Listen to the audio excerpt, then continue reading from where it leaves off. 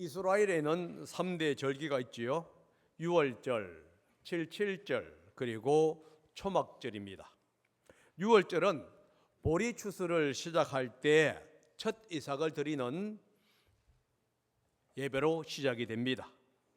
칠칠절은 밀 추수를 하는 동안에 드리는 절기이고요.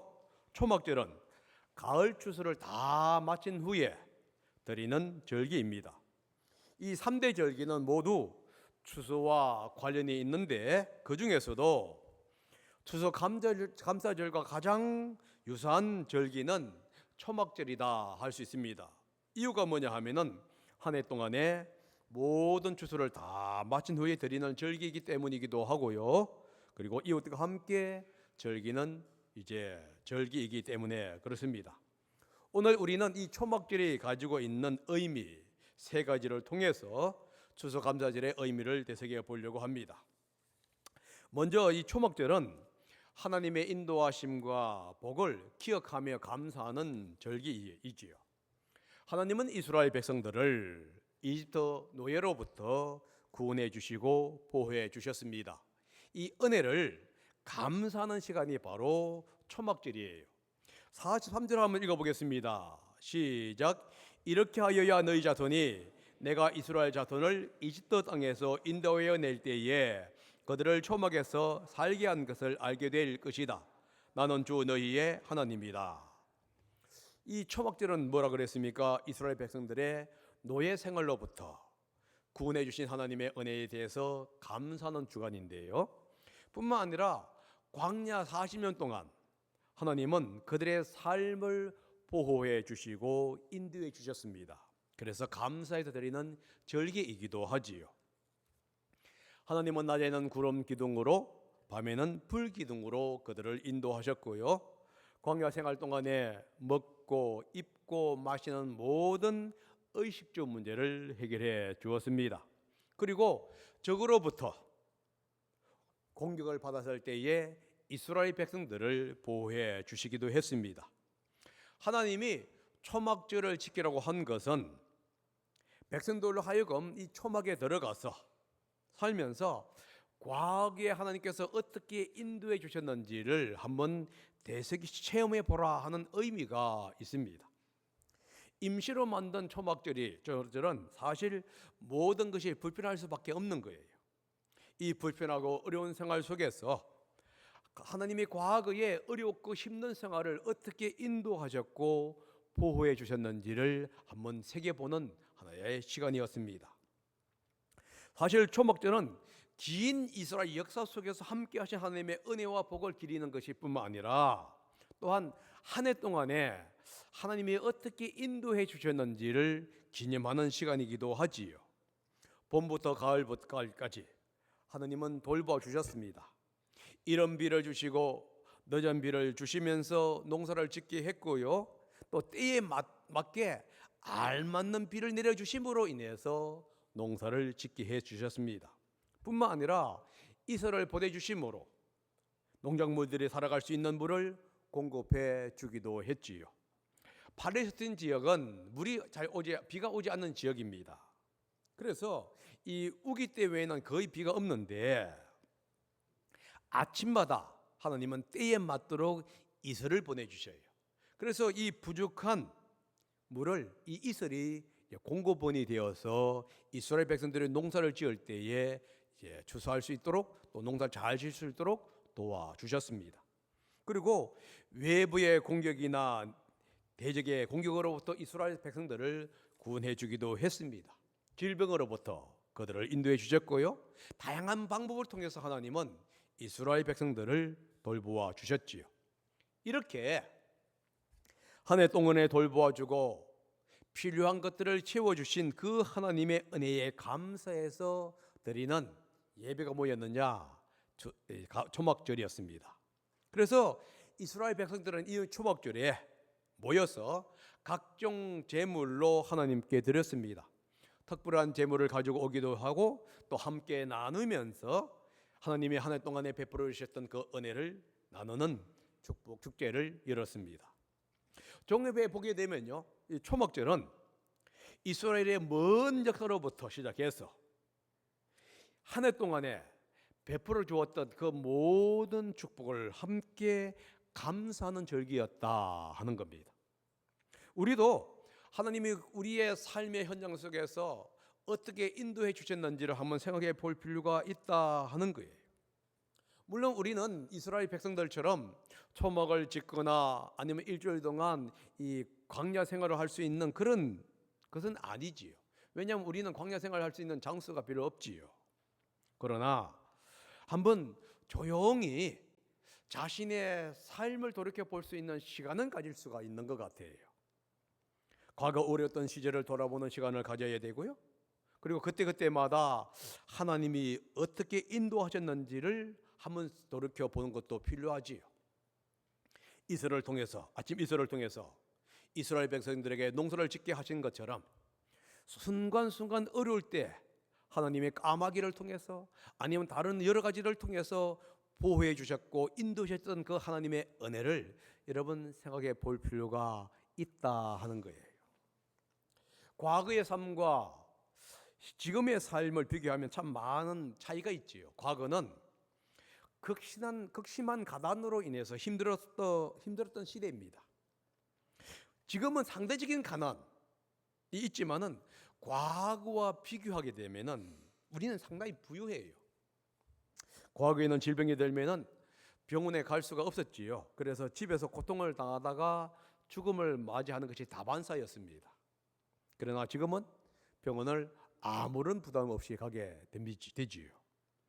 과거에는 한 방에 여러 명이 잡니다. 아버지부터 시작해 자녀까지 다 쪽잠 자면서 잤습니다. 지금은 그 정도는 아니지요. 각자 자신의 방이 있었습니다. 과거는 집에 보통 집이 한 15평 정도 됐을 것 같아요. 그런데 지금 여러분들 15평 하게 되면은 작다고 하잖아요. 자녀가 있는 사람들은 24평 혹은 30몇 평을 살아야만이 산다. 그러니까 과거와 지금을 비하면 정말 많은 차이가 있어요. 하나님은 우리나라에 복 주셨어요.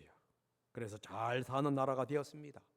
국민들도 잘 사는 나라에서 지금 윤택한 삶을 살고 있습니다.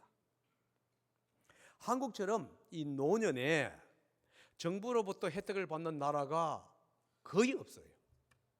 여러분 미국에 가게 되면은 이런 혜택이 없습니다.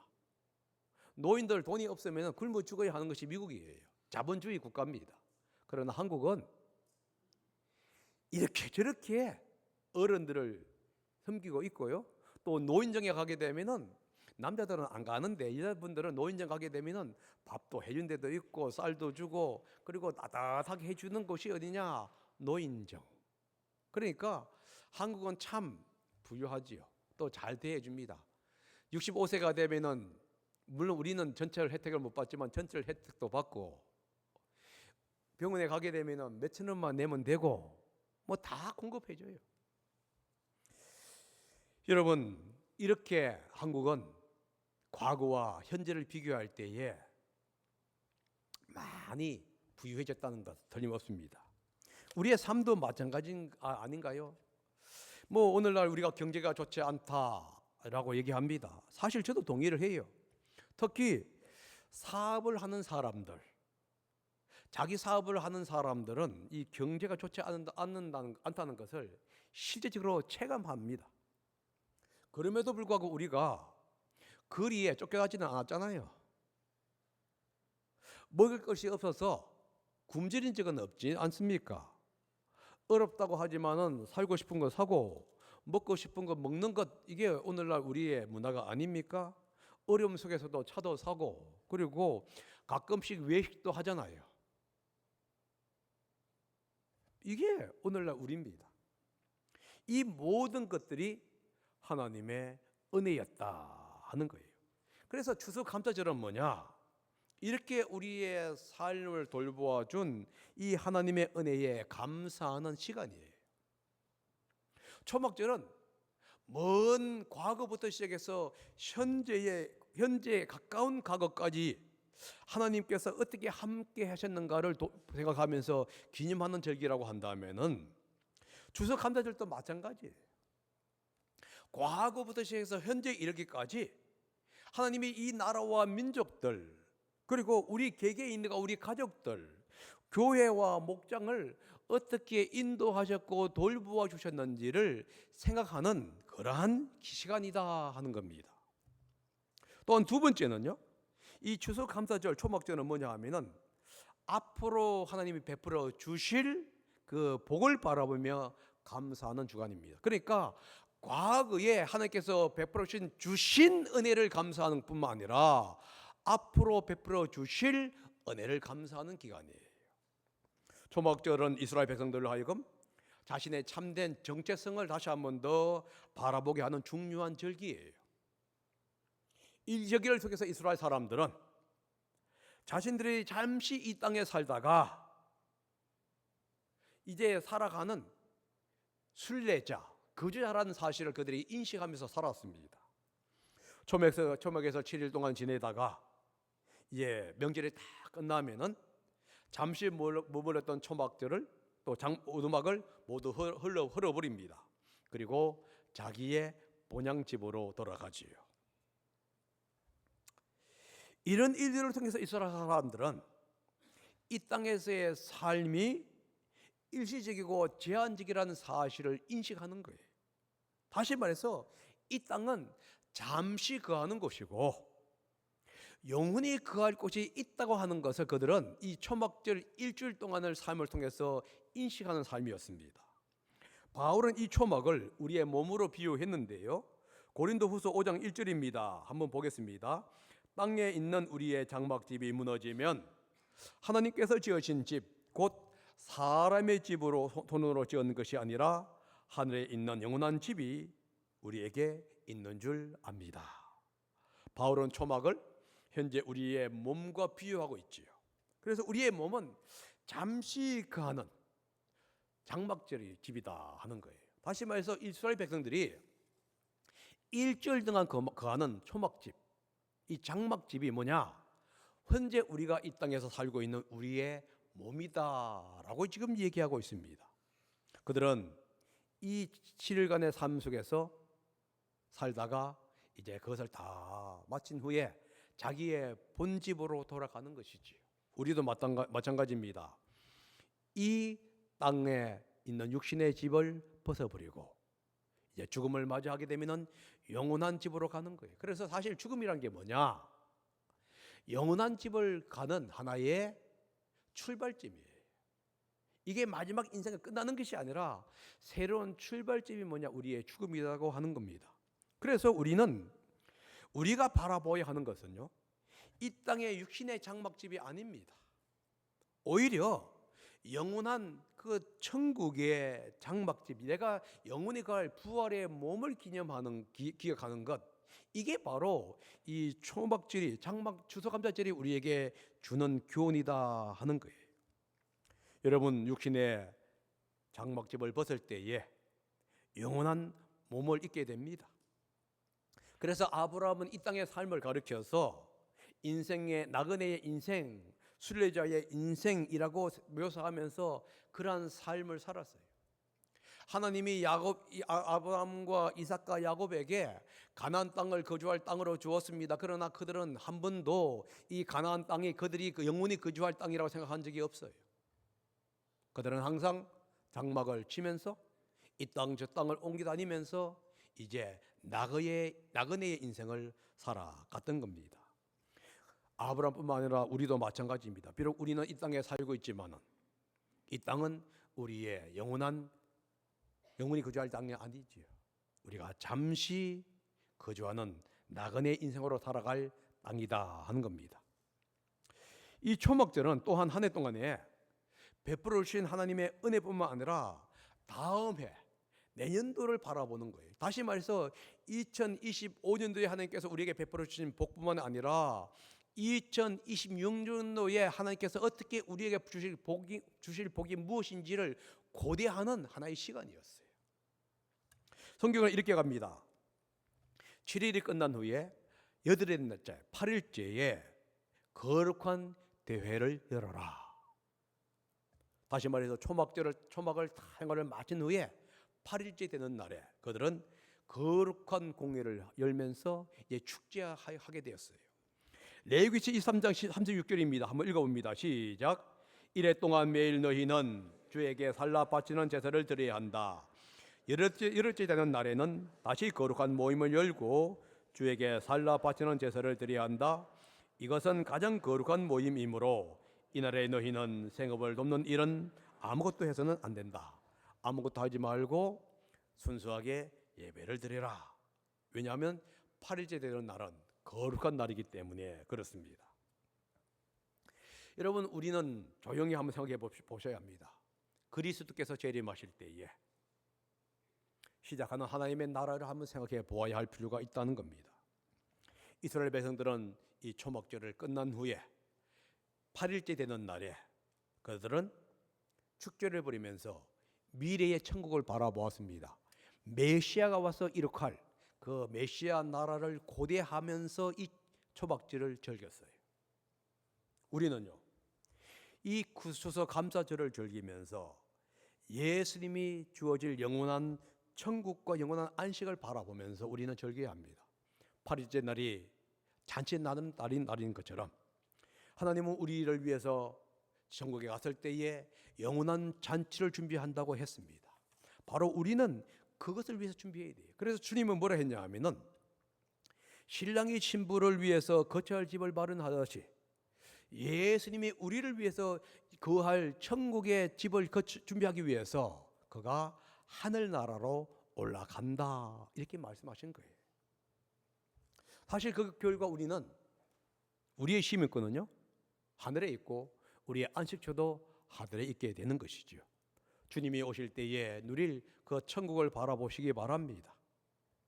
이스라엘 백성들이 초막에 나와서 거룩한 대회를 여는 것처럼 우리는 이 땅을 벗고 주님께 갔을 때에 주님이 우리를 위해서 베풀어 줄 영원한 그 천국의 잔치에 참여하는 것을 기대하는 마음으로 우리는 살아가야 한다 하는 겁니다. 이 소망은 또한 오늘보다도 내일이 더 나을 것이라고 하는 소망을 갖게 해 주지요. 우리가 영혼을 위해서 오늘 씨를 뿌립니다. 그러면 내일 아름다운 열매를 주님께서 맺게 해 주실 것이다 하는 그 믿음을 가지고 있어야 돼요.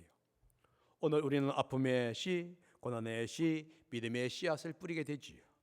그러면 내일 주님은 그 열매가 씨가 이제 싹이 나고 열매를 맺게 한다는 겁니다. 그래서 추석 감사절은 뭐냐? 올해보다도 내년이 더 많은 축복으로 우리 하나님께 우리가 보상해 주실 것이라고 하는 바라는 마음으로 드리는 것, 이게 바로 추석 감사절이다 하는 거예요. 여러분, 내년을 기대하시기 바랍니다. 그러면서 과연 내년도에 하나님께서 어떻게 축복해 주실 것인가 한번 바라보시기 바랍니다. 이 나라의 경제가 좋아질 것을 바라보기도 하고요. 여러분, 이 땅에서 새로운 것을 줄 것도 바라보지만 그러나 하나님이 함께 하실 때 경제가 좋아지는 거예요. 경제가 나빴다 할지라도 하나님이 복 주시면은 그 속에서 하나님께서 엄청난 축복을 누릴 수 있게 되는 겁니다. 아브라함이 그랬고 야곱이 그랬고 이삭이 그런 삶을 살았던 것 마찬가지로 하나님, 주님께서 내년도에 주실 그 복을 기대하면서 살아가겠습니다. 우리의 가정의 필요, 우리 목정의 필요, 더 나아가서 우리 교회의 필요를 주님께서는 채워줄 줄 믿습니다 하는 그 믿음으로 드리는 예배가 뭐냐? 추석 감사 예배라는 사실을 기억하셔야 돼요. 추석 감사절은요 두 가지라 그랬습니다. 과거에 하나님께서 은혜와 보호를 통해서 어떻게 축복하셨는지를 바라보고, 또 하나는요 미래를 바라보면서 어떻게 하나님께서 우리에게 축복을 주셨는지를 바라보는 것, 이게 바로 추석 감사절입니다. 그러면은 현재는 어떻게 하냐는 것이죠. 현재는 삶을 나누는 겁니다. 하나님의 복을 나누는 것, 이게 바로 추석 감사절이 우리에게 주는 교훈이다 하는 것이죠. 추석 감사 6월절에 언제 시작된다 그랬습니까? 보리 추수가 시작될 때 첫 이삭을 드리는 것이 6월절이에요. 반면에 초막절은요 모든 추수를 다 끝마치고 창고에 들인 후에 드리는 절기가 초막절입니다. 그러니까 추석 감사절은 이제 추수를 하기 시작할 때 드리는 절기라고 한다면은 6월절은 이 초막절은 다 끝난 후에 모든 추수가 다 끝난 후에 드리는 절기가 뭐냐? 초막절이에요. 풍성한 농작물을 수확하여 풍요를 누리는 절기다 하는 것이지요. 사람마다 집에 쌀이며 고구마며 배추며 고추 농사를 쭉 들여두습니다. 그래서 집집마다 곳간에 쌓아두게 되지요. 이 모든 축복을 하나님께 감사하는 절기가 이제 추수감사절이고 초막절인데요. 하나님은 이스라엘 백성들에게 하나님이 주신 재물을 가지고 오라고 명령을 합니다. 37절과 38절인데 한번 읽어보겠습니다. 시작. 이 절기들은 주가 명한 절기들이다. 이 절기들이 다가올 때마다 너희는 거룩한 모임을 열고 번제물과 곡식제물과 각종 희생제물과 부어드리는 제물을 각각 그 해당되는 날에 주에게 살라 바치는 제사로 드려야 한다. 이것들은 모두 주가 명한 안식일을 지키는 것 외에 지켜야 할 것들이다. 위에 여러 절기 때에 너희가 바치는 제물들은 각종 제물과 너희가 바치는 각종 명세의 제물과 너희가 자유로운 뜻에서 바치는 각종 제물 외에 별도로 주님께 바치는 것이다. 이스라엘 백성들은 하나님께 일반적으로 드리는 것 외에 엑스트라 제물을 가지고 왔습니다. 다시 말해서 특별 제물을 가지고 왔다 하는 것이지요. 주님은 특별 제물을 가지고 오라고 합니다. 언제 특별 제물을 가지고 오라고 그러죠? 39절에 보면 이렇게 얘기합니다. 밭에서 난 곡식을 다 거두고 난 다음에, 다시 말해서 농작물을 거둔 후에, 가을 농사를 다 마친 후에, 모든 것을 곳간에 쌓아둔 후에. 그러면은 왜 이러한 열매들을 가지고 오라고 한 것이냐 하는 것이죠. 그 이유가 뭐냐? 사실 가난한 이웃과 함께 복을 나누기 위해서입니다. 레위기에서는 가지고 오라는 명령은 있는데 그 이유에 대해서는 기록하지 않습니다. 그런데 신명기 16장 13절에서 14절은 그 이유를 설명해 줍니다. 한번 읽어봅니다. 시작. 당신들은 타작마당과 포도주 틀에서 소출을 거두어 드릴 때에 이래 동안 초막절을 지켜야 합니다. 당신들은 이 절기에 당신들과 당신들의 아들과 딸들, 남종과 여종과 성 안에서 같이 사는 레위 사람과 떠돌이와 고아와 과부까지도 함께 즐거워해야 합니다. 하나님이 주신 은혜를 이웃과 함께 나누라 라고 얘기하고 있는 거예요. 가난한 고부와 가부와 고아들, 외롭고 쓸쓸한 나그네들과 함께 나눔의 시간을 가지라는 것이지요. 땅을 분배받지 못해서 수확이 없는 레위인들, 천하게 무시받았던 노예들, 잔치를 부리고 싶지만 가난해서 부릴 수 없는 사람들을 초청해서 함께 음식을 나누면서 그리고 함께 잔치를 베풀라 이렇게 얘기하고 있습니다. 다른 말로 말을 하게 되면은 나의 창고, 나의 풍요에 도취되는 삶을 살지 말라는 거예요. 내 계좌번호에 물질이 많은 것에 만족하면서 살지를 말라 이렇게 얘기하고 있어요. 가진 것이 없는 사람들과 함께 나누라는 거예요. 참 없어서 즐거워할 때 즐거워하지 못하고 쓸쓸한 삶을 살아가는 사람들, 그 사람들을 기억하면서 그들과 함께 나누는 삶, 이게 바로 초막절이 우리에게 주는 교훈이에요. 다시 말해서 연약하고 소외된 사람들 하고 함께 빵 조각이라도 함께 나누는 것, 이웃과 함께 더불어 살아가는 것, 이게 바로 초막절이 우리에게 주는 교훈입니다. 여러분, 그러니까 초막절은요, 이 추수감사절의 원형일 수 있습니다. 세 가지라 그랬어요. 과거에 하나님이 베풀어 주신 은혜를 감사하는 것, 미래, 내일 하나님이 베풀어 주실 은혜를 생각하면서 감사하는 것, 그리고 오늘 하나님이 베풀어 주신 그 복을 이웃과 함께 나누는 것, 이게 바로 추수감사절이 우리에게 주는 교훈이다 하는 겁니다. 오늘 우리 김지연 목녀님이 이제 목자님을 통해서 뭘 준다고 그랬습니다. 여러분 이것을 한번 생각해 보시기 바랍니다. 이번 주간 동안에 목자님은 많이 쓰라 그랬어요. 근데 저는 여러분들 한 가지만 기억하십시다. 하나님이 지금까지 우리 가정에 아니면 나의 삶에 베풀어 준 가장 큰 은혜가 무엇인지 한번 여러분들 기록하시기를 바랍니다. 이것은 김지연 목녀님이 준 그것과 관계 있을 수도 있고 또 아닐 수도 있어요. 두 번째, 하나님이 여러분들에게 베풀어 줬으면 좋겠다는 축복이 내년도에 무엇인가 하나를 기록하셔요. 그리고 그 은혜를 생각하면서 이웃과 한번 나누어 보시기를 바랍니다. 구체적으로 내가 무엇을 하니까 시간을 내가 나눌 것인지, 물질을 나눌 것인지, 내가 몸으로 때우는 섬김을 통해서 할 것인지, 특별히 여러분 아는 사람이 아니라 여러분과 소원했던 사람, 가까이 하고 싶지 않은 사람과 여러분 한번 나누어 보시기를 바랍니다. 커피 한 잔도 괜찮고요, 물 한 잔도 괜찮습니다. 시간 잠깐 5분이라도 함께 해서 하는 것도 괜찮습니다. 전화 한 통화도 괜찮아요. 여러분들이 가장 가까이 하기가 힘들어하는 사람, 그것을 여러분들 이번 한 주 동안에 실천해 보시기를 바랍니다.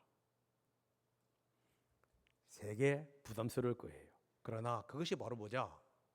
추수감사절이 우리에게 주는 교훈이다 하는 거예요. 그러니까 추수감사절은 단순히 하나님 베풀어 주신 은혜, 그리고 미래에 베풀어 주실 복, 이것만 생각한 게 아니라 은혜 주신 은혜와 미래의 복을 생각하면서 현재 내가 가장 할 수 있는 것이 무엇인지를 생각하면서 실천하는 삶, 이것이 바로 초막절이고 추수감사절이 우리에게 주는 교훈입니다.